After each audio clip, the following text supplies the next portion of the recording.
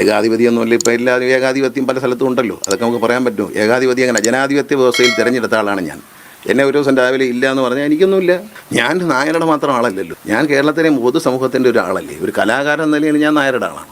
ഒരു രാഷ്ട്രീയക്കാരൻ എന്ന നിലയിൽ നായരുടെ മാത്രം ആളാണ് അല്ല. ഞാനൊരു പൊതു സ്വത്താണ്. കേരളത്തിലെ ജനങ്ങൾക്ക് നന്മ ചെയ്യുന്ന ഒരു സാധാരണക്കാരനായ പൊതുപ്രവർത്തകനാണ്. എന്നിൽ എല്ലാ ജനങ്ങൾക്കും അവകാശമുണ്ട്, എല്ലാ സമുദായക്കാർക്കും അവകാശമുണ്ട്. എന്നെ പറയാനും എന്നെ നിയന്ത്രിക്കാനും വിമർശിക്കാനും എല്ലാവർക്കും അധികാരമുണ്ട്. എന്നെ ശ്രീ വെള്ളാപ്പള്ളി നടേശൻ അതിരൂക്ഷമായി വിമർശിച്ചത് ഞാൻ സുകുമാരൻ നായർ സാറിൻ്റെ ആളായതുകൊണ്ട് പറഞ്ഞിട്ടാണ്. അല്ല, അദ്ദേഹത്തിന് എന്നോട് വ്യക്തിപരമായ എന്ത് വിരോധമാണ്? കഴിഞ്ഞ ആഴ്ചയും അദ്ദേഹത്തെ ഞാൻ കണ്ടിരുന്നു. ഇത്തരത്തിലൊരു തർക്കം വേണ്ട, എൻ്റെ രാജിക്കത്ത് കൊടുക്കാമെന്ന് അദ്ദേഹത്തോട് പറഞ്ഞു. അത് വാങ്ങാതെ എന്തിനിത് ചെയ്തു എന്നുള്ളതിന് അദ്ദേഹമാണ് പറയേണ്ടത്, ഞാനല്ല മറുപടി പറയുന്നത്. ഞാൻ രാജിക്കത്ത് കൊടുക്കാൻ ഞാൻ തയ്യാറാണ്. ഞാൻ രാജിവെച്ച് പോയിക്കോളാം, എനിക്ക് വേണ്ട. നായർ സമുദായത്തെ സ്ഥാനം മാറിയെന്നും പറഞ്ഞ് എന്നെ ജനങ്ങൾ കൈവിടില്ല. എനിക്ക് വോട്ട് ചെയ്യുന്നവരെല്ലാ മതസ്ഥരും ഉണ്ട്. പാവങ്ങളാണ് കൂടുതലും. പത്തനാപുരത്തെ ജനങ്ങൾക്ക് എന്നെ സ്നേഹമാണ്, എനിക്ക് അവരെ സ്നേഹമാണ്, എന്നെ വിശ്വാസമാണ്. ഇന്ന് പത്തനാപുരത്ത് കാണുന്ന കെട്ടിപ്പടുത്തിരിക്കുന്നതെല്ലാം ഞാൻ കൊണ്ടുവന്നതാണ്.